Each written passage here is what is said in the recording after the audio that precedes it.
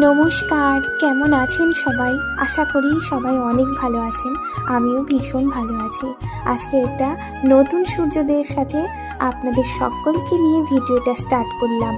তো বরকে ভাত বেড়ে দিলাম, ও ভাত খেয়ে স্কুলে যাবে, আর চান টান করতে হবে, সবটাই আজকে বরমশাই বাজার থেকে ছোট মাছ নিয়ে এসেছে তো, আর বরমশাই এদিকে কাল রাতের তরকারি দিয়েই ভাত খেয়ে নিল। আর এদিকে রান্নাটা করতে দেরি হবে, আমি রান্নাটা বসিয়ে সবজিগুলোকে ভালো করে গুছিয়ে রেখে দিলাম। আর এই যে টুকটাক করে যেগুলো আছে কাজগুলো করতে পারি, যেই কাজগুলো একদম ভারী কাজ যেগুলো করি না এখন, আজকে না ফ্রিজটাও পরিষ্কার করব। আর এই মাছের করুটা রান্না করাও শেষ হয়ে গেছে। করুতে কিন্তু আমি কাঁকরোল দিয়েছি, কুচি কুচি করে আলু কেটে দিয়েছি, পেঁয়াজ দিয়েছি আর কাঁচা লঙ্কা দিয়েছি। আর খেতে কিন্তু মোটামুটি একটা হয়েছে।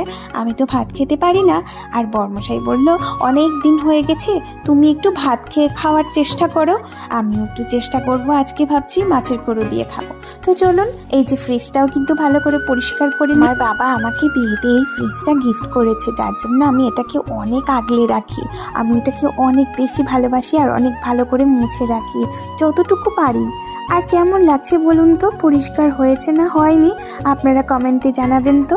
সবজিগুলো রেখে দিয়েছি, আর কিছু ফল ছিল, দই ছিল, মিষ্টি ছিল, আচার ছিল, আর জলের বোতলগুলো ভয় লাগছে। দেশের অবস্থা কিন্তু ভালো নেই।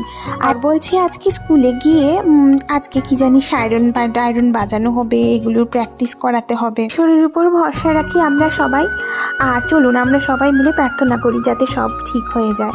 আর এইভাবে করে কিন্তু আমি রান্না করে এটা ভাবছিলাম, আর এদিকে চলে আসলাম আবারও বিছানা গোছাতে।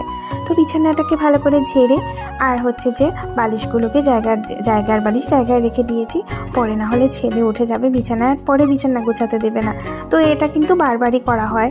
আর বিছানার উপর ও যেহেতু মুড়ি বিস্কিট তারপর ওকে খাইয়ে দেয়, তার জন্য বিছানাটাকে বারবার ঝেড়ে রাখতে হয়। আর ধুই তো সপ্তাহে একবার ব্যাড কাপড়গুলোকে ধুয়ে দিই। আর এই যে ধোয়া সব কাপড়গুলোকে কেমন জানি কুচকুচে হয়ে গেছে, তাই না?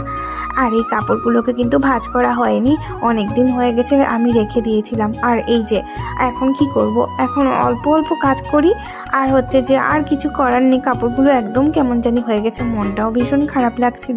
এগুলোকে ভাঁজ করে তো রাখছি, তো বিছানার ব্যাড কাপড়গুলোকে ভাঁজ না করলেই এমন জানি হয়ে যায়। তো চলুন, আমার সব কাজকর্ম মোটামুটি কমপ্লিট। আজকের ভিডিওটি এই পর্যন্তই রাখলাম, পরের ভিডিওতে আবারও দেখা হবে।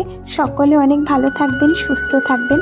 ভিডিওটি ভালো লাগলে একটি লাইক করে চ্যানেলটিকে সাবস্ক্রাইব করে পাশে থেকে যাবেন।